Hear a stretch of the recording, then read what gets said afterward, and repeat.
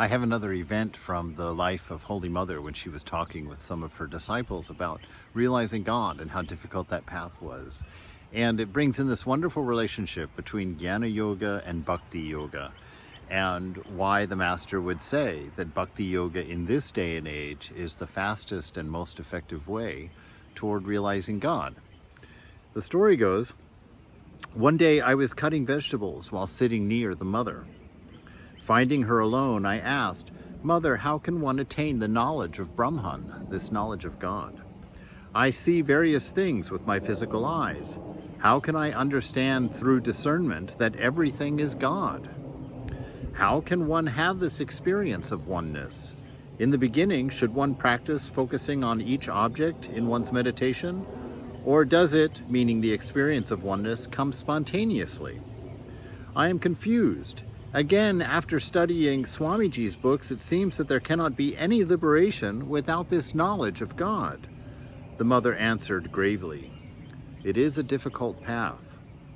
It takes a long time to reach the goal when practicing that path of sadhana, that path of Jnana Yoga, that path of trying to see the oneness through discernment in all things."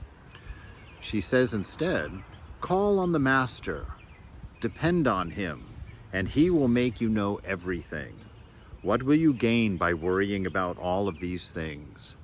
You will achieve everything through the Master's grace." Another day I privately asked the Mother, "Mother, my mind is very restless. I can't calm it. How can I control my mind?"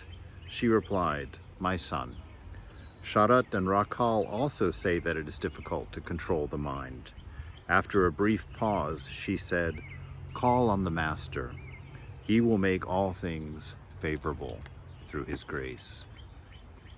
This is that path of really trusting in the idea of the divine, really through grace, through an unconditioned love, giving us the answers to these questions through that unity of relationship with the divine. It's a very difficult path to disassociate yourself from a body and from a mind, and to realize yourself to be without attribute. And Mother says, really, don't focus your mind on those things.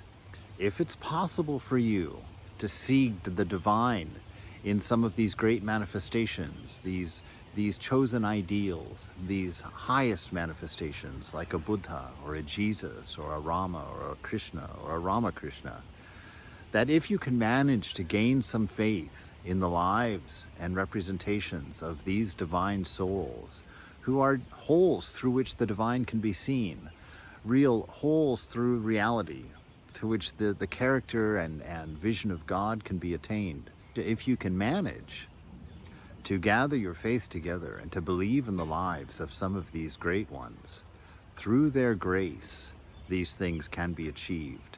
Through that relationship of love with them and the inspiration that affords. So Mother says, if you can do this, this is the fastest and most effective path in this day and time. To love God, to find one of these great ones, and through that relationship, through that grace, learn to trust it, learn to know a thing called love without condition. Imagine that relationship with this unifying divinity, and let the surrender take place that happens in the face of such a great love, in the face of such a great promise, through the grace of God.